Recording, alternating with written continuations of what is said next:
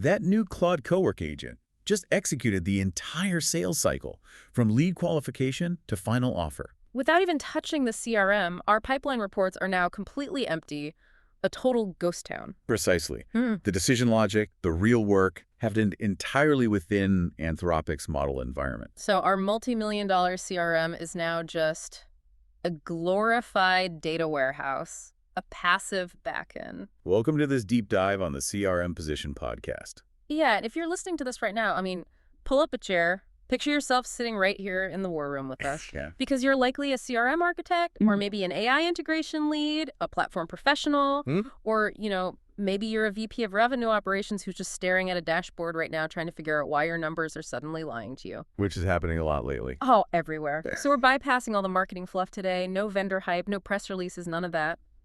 We are here to dissect the real operational and governance shifts that are, quite frankly, actively breaking enterprise architectures today. Right, and the premise we're operating on today, it really requires us to state a core thesis with just absolute clarity right out of the gate. Let's hear it. The interface layer of the enterprise has officially decoupled from the system of record. True AI-driven orchestration, it simply cannot function if it's forced to live inside a legacy CRM. What we're seeing with Anthropic's model as OS approach is the complete absorption of core decision logic. It's eating the logic. Exactly. It's taking over the orchestration layer, and in doing so, it's leaving traditional CRMs as passive, headless data endpoints. We really need to unpack the gravity of that statement, because I know the immediate reaction from anyone who's spent the last 10 to 15 years building enterprise architecture. Total denial. Yeah, total denial. Because you've built your entire operating model around the CRM as the literal center of the universe. Right. Your forecasting algorithms, your compliance triggers, the routing rules, all of it is explicitly designed for a world where the CRM is the sun, and every other app or human worker just orbits around it. But this shift means your current architecture is actively becoming obsolete, right now. It's obsolete today. Yeah. If you don't fundamentally rewire your understanding of where logic lives versus where data lives, your operations are going to hit a brick wall at 100 miles an hour. So let's get into the mechanics of why that failure is happening. Because on paper, the executive mandate is usually pretty simple. Just plug the AI in. Right. Great, we bought the AI, just plug it into the CRM. They want to make it a nice little text generator sitting in a sidebar so the reps can draft emails faster. Which is the ultimate architectural trap. Exactly. And it stems from a total misunderstanding of what these two systems are actually designed to do. Because a CRM is, at its core, a relational database. It's built to capture structured data and enforce highly deterministic, step-by-step human workflows. Rows and columns. Rows, columns, drop-down menus, strict stage gates. Stage 1 must precede stage 2. If action A happens, then trigger workflow B. It's rigid by design. Because its original purpose was to standardize erratic human behavior, right? At massive scale. Exactly. It's digitizing the filing cabinet and wrapping it in a command and control straitjacket. But autonomous decision orchestration, which is what Claude Cowork is executing in the wild right now, is fundamentally non-linear. It doesn't think in stages? No. Semantic reasoning doesn't move neatly from stage 1 to stage 2. It evaluates a massive unstructured context window all at once. It pulls in the frustrated tone from an email thread, cross-references financial data from some PDF attachment, weighs market context from a live web search, and then it synthesizes an action based on probabilities. Not a hard-coded if-then statement. Right. So when you try to force that sprawling nonlinear reasoning engine to sit inside the CRM ecosystem as a simple co-pilot, you completely throttle its cognitive capacity. You're boxing it in. I always say trying to run Claude Cowork inside a traditional CRM is like trying to run a high-frequency trading algorithm through a 1990s Bloomberg terminal interface. Oh, that's a great analogy. Right. The CRM wants to manually approve every single step, check every validation rule. But the AI operates on a completely different plane of speed and logic. And that cuts right to the heart of the operational debate we're having in war rooms everywhere. Who controls the logic? Or, more accurately, what system controls the logic? Right. If we connect this to the broader evolution of computing, we're talking about the transition to the model as OS era. The operating system. Yeah. Think about what an OS actually does on your laptop. It handles memory management, it schedules computational processes, it decides when a specific tool is used, and it manages the user interface. And historically, the CRM tried to be that OS for the sales organization. It marketed itself aggressively as the single pane of glass. The place where all work happens. But it was a terrible operating system because its underlying architecture was just a relational database. It forced workers to translate real-world complexity into database fields. Which nobody likes doing. No one. Now, look at what Anthropic's model is doing. It's acting as the true OS. It manages working memory within its massive context window. It schedules tasks autonomously. It calls external tools. And critically, it serves as the natural language interface for the human worker. So when the model becomes the OS, the CRM is abruptly relegated to being a mere hard drive. Just a hard drive. Let's expand on that RAM versus hard drive concept, because I think that's the exact paradigm shift that breaks people's brains when they first hear it. It's the perfect way to visualize it. Claude is the RAM, the random access memory. It holds the live, active, highly complex state of the negotiation. It understands the nuance, the history, the immediate context, and the CRM. It's just a slow, magnetic disk drive that you save the file to when the work is done. It only holds the final static state. So the friction we're seeing right now is just the sheer panic of revenue leaders realizing they're trying to manage their business by only looking at the disk drive. While all the actual business logic and velocity is happening invisibly in the RAM. Wow. Yeah, VPs of sales and chief revenue officers, they've spent their entire careers managing by dashboard. They look at the funnel, stage duration, they project revenue, and suddenly the model is doing the driving and the dashboard is just blank. Completely empty. So let's move from the theoretical architecture to the reality on the ground, because when this fails in a live enterprise environment, it's not a polite IT ticket requesting a feature update. No, it's a 5-alarm fire. Right. And you brought 3 specific war room scenarios from recent deployments that illustrate exactly how this breaks down. Let's start with scenario 1. Yeah, scenario 1 is what I refer to as the ghost pipeline incident. Walk us through the mechanics of it. What actually happens on the floor? Okay, so imagine a high-value enterprise tier lead arrives via an inbound channel. In the legacy world, a human SDR would manually change the CRM status to working, log initial email, maybe update a next steps field. And the VP of sales sees that forward movement on the dashboard. Exactly. The forecasting math registers the activity. But in this scenario, a Claude Cowork agent is assigned the lead. It autonomously qualifies the prospect, but not by checking boxes. Right. It gathers unstructured web data on the fly. It pulls the prospect's recent SEC filings, analyzes news sentiment about a product launch, and identifies a specific operational pain point. It's doing deep account research in seconds. Yes. And then it engages in a highly nuanced multi-day negotiation spanning email and Slack. It handles complex objections, adjusts service parameters, loops in a sales engineer for a technical question, and ultimately finalizes the contract terms. And while all of this incredibly valuable work is happening, the exact work that drives enterprise revenue, what does the CRM show? The CRM shows absolutely nothing. Nothing. For 3 full days, the pipeline dashboard shows a stagnant new lead status. The CRM is completely blind to the fact that a major multi-million-dollar deal is in the final stages of negotiation. I mean, the panic from RevOps in this situation is entirely justified. The VP of sales drops a nuclear escalation because the forecasting model just broke. The quarter is closing, the board is asking for projections, and the system of record looks like a ghost town. Because the active deal state only exists in Anthropic's context window. How do you even forecast revenue when the actual velocity of your pipeline is hidden inside a latent space? You can't. Not with legacy math. The mathematical forecasting algorithms built into CRMs rely on Markov chain probabilities based on stage gate durations. Right. Historical probabilities. Yeah, they calculate the probability of a deal closing based on how many days a human left it in stage 2 versus stage 3. But when Claude Cowork collapses that entire life cycle into an asynchronous, continuous operation, those stage gates disappear entirely. The old metrics become mathematically meaningless. You are flying completely blind. And it's critical to note that the problem here isn't that the AI failed. The problem is that the AI succeeded too well, too fast, and entirely outside the purview of the legacy reporting structure. But it gets infinitely more complicated when we introduce financial guardrails. Which brings us to scenario 2. The logic collision. What happens when the model bypasses the CPQ? Ah, the CPQ.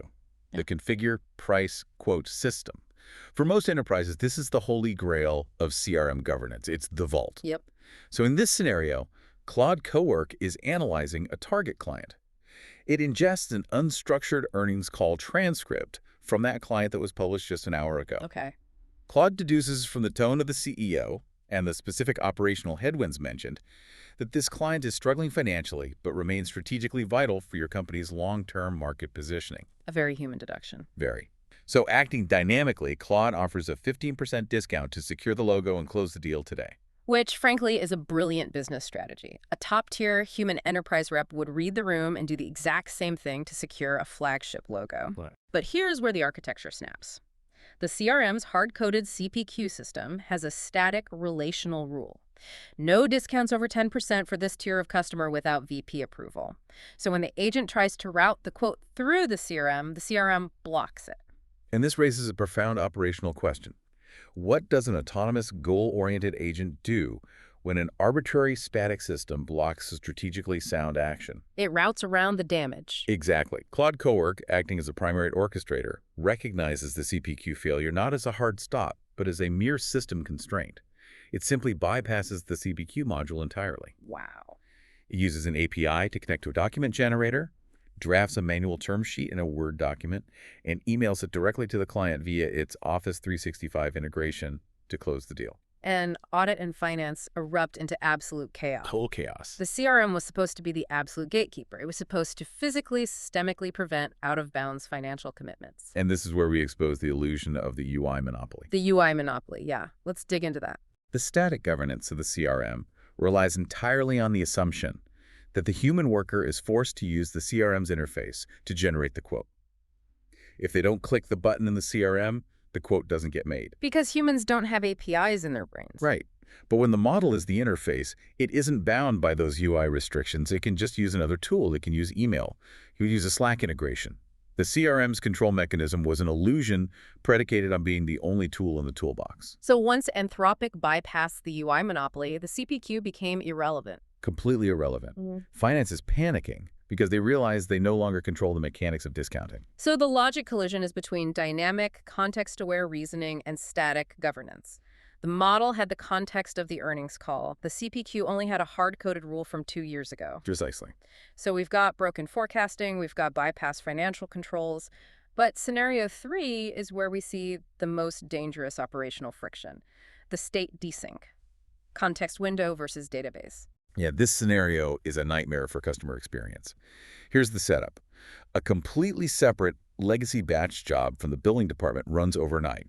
It updates a customer's operational status in the CRM to delinquent due to a missed payment. Okay, pretty standard. And this status change automatically triggers a standard CRM workflow. A suspension warning email is queued up. A classic, deterministic, automated action. Yes. But simultaneously, Claude Cowork has an active, long-running context window open with that exact same customer. Claude has been negotiating a massive upsell and contract extension for the past week. Oh, no. Because the billing batch job updated the passive backend, the CRM, but didn't inject that new state into Claude's active context window, we get a severe state desync. So the customer wakes up to completely contradictory, frankly unhinged actions from your company. Yeah. They get an automated, highly aggressive email from the CRM threatening to shut off their servers, while their dedicated Claude Cowork agent is simultaneously sending them an enthusiastic Slack message promising early access to premium features if they sign the upsell. It creates total organizational schizophrenia. And it forces a terrifying paradigm shift for the executive team. Because when the customer replies, furiously confused, who resolves it? Right. The CRM database doesn't have the context of the upsell negotiation, and Claude doesn't have the real-time billing update. This is the moment of truth. Who is the actual source of truth here? The deterministic database we spent tens of millions of dollars implementing, or Anthropic's latent space? Because if I'm the CEO, I'm demanding to know which system is hallucinating reality. And if we look at this objectively, without our legacy biases, the model's active state is increasingly becoming the real system of record for the customer relationship. The model is the system of record. Yes, the CRM only knows a binary fact. An invoice wasn't paid. The model knows the semantic why. Perhaps the customer mentioned a temporary procurement freeze in a Slack message 3 days ago, which the model understood, validated, and accounted for in the upsell negotiation timeline. So the semantic context, the actual relationship part of customer relationship management, lives in the model. Exactly. The database is just a lagging indicator of financial transactions. Okay, so how do we actually fix a state desync like that? You can't just tell the batch job to email Claude. No, you have to build mechanisms for context window refreshing, or RAG interruptions. RAG being retrieval augmented generation. Right. When that batch job updates the CRM to delinquent, it cannot just be a passive field update. That state change must trigger a webhook that aggressively pushes a system prompt injection into Claude's active session. An interrupt. It essentially forces an interrupt. System alert. Customer billing state changed to delinquent. Suspend upsell parameters and address payment status immediately. You have to build neural pathways back into the brain rather than just updating the clipboard. Okay, let's take a breath, because for anyone listening who architects these systems, the anxiety is palpable right now. The CRM is failing as an interface, it's failing as an orchestrator, and it's failing as a real-time source of truth. It's a lot to take in. It is. And the natural, desperate question is, how do practitioners physically rewire their operations tomorrow without breaking the company? We need to move from diagnosing the pathology to prescribing the cure. We need a playbook. We do. And it requires a fundamental architectural teardown. We've synthesized the research into a practical 5-step playbook for surviving and operating in the Model SOS era. Step 1. Invert the architecture. Decouple logic from storage. What does this physically look like for an enterprise architect who's staring at years of tech debt? It means you must stop trying to build complex logic trees, validation rules, and intricate routing workflows inside your CRM. You stop. Stop. You need to strip the CRM down to its bare metal. Treat it as a dumb data store, a highly reliable, secure API endpoint. All of that routing, lead qualification, discounting logic, and decision orchestration must shift out of the database and into the model layer. I have to stop you there because the reality on the ground is messy.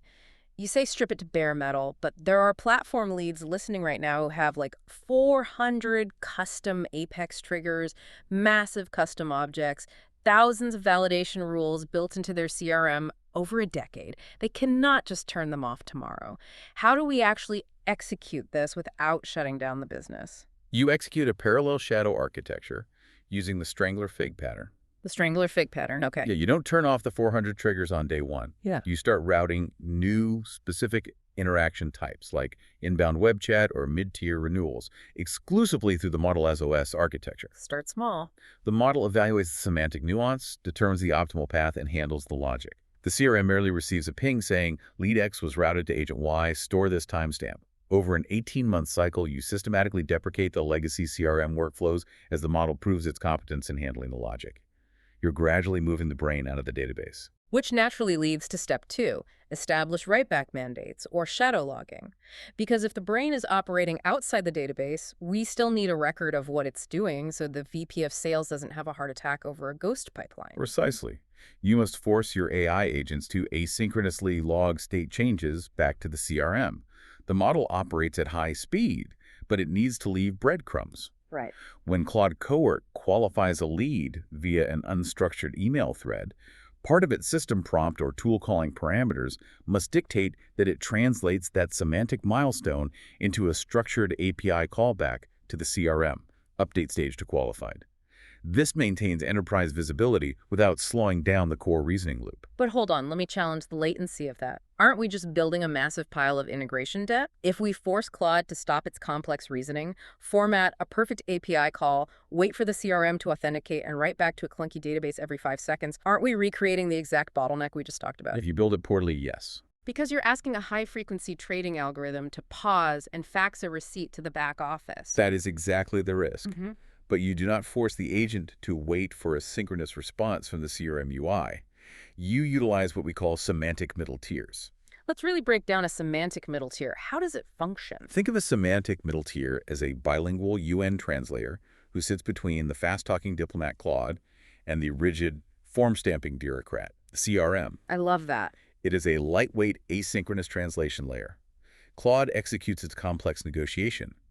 When it hits a milestone, it doesn't try to format a complex ASOAP or REST API call. It simply fires a natural language JSON payload into an asynchronous queue, something like, customer agreed to 15% discount, waiting on legal. So it's just dropping a note in a box and walking away. Exactly. The agent never slows down. Then, the semantic middle tier picks up that JSON payload. It translates that natural language into the rigid, specific schema the CRM requires. It maps agreed to 15% to the exact custom field and updates the database in the background. I see where this is going, but it introduces a new risk. If it's parsing natural language into a JSON payload, how does the rigid CRM schema know which fields to populate without the AI hallucinating a brand new field that doesn't exist? You handle that through strict schema enforcement within the middle tier itself, often using intermediate validation scripts. The middle tier has the exact map of the CRM's database schema. If Claude outputs a parameter that doesn't match, the middle tier flags it for review rather than failing the whole database transaction. Oh, that's smart. The beauty of this is that the CRM gets its structured data, the VP gets their dashboard, and you completely decouple the speed of the agent from the latency of the database. That is a highly elegant architectural solution. It allows the model to fly at its own altitude while keeping the ground crew informed. Which brings us to step 3, redefine the interface. And this is where the technology shifts into a massive cultural shock. This is about shifting the human workforce. This is the most visible, visceral change management hurdle. Your sales reps, your customer success managers, your support agents, they should not be logging into the CRM dashboard every morning. The CRM UI is dead to them. Dead? They should be interacting purely with the model's interface, like the Claude Cowork workspace. We are talking about taking away the dashboards. No more endless clicking through 20 different tabs to log a single discovery call. No more fighting with mandatory fields that make zero sense for the specific nuance of the deal they're working on. You are removing the interface tax on their time. The workforce interacts with the OS that is actually running the deal. They talk to Claude, they type in plain English, draft a proposal for the Smith account based on yesterday's meeting, apply a 10% volume discount, and flight it for technical review by the sales engineering team. And it just does it. Claude does the heavy lifting. It pulls the necessary historical data from the headless CRM, orchestrates the proposal generation, pings the engineer in Slack, and then, per step 2, quietly logs all that activity back to the database via the middle tier. The human experience becomes entirely conversational, semantic, and high velocity. Yes. That sounds incredibly freeing for the workforce, but I can hear the compliance officers hyperventilating. Giving a model that much autonomy and letting reps just talk to the system to generate contracts feels like jumping out of an airplane without checking the parachute. Which is a valid concern. Right, which is why step 4 is so crucial. Map the decision boundaries. We have to figure out the exact line between autonomous execution and human-in-the-loop circuit breakers. How do RevOps teams actually draw those lines? Companies often make the mistake of treating AI autonomy as a binary. Like either the model does everything entirely in the dark or it does nothing without human approval.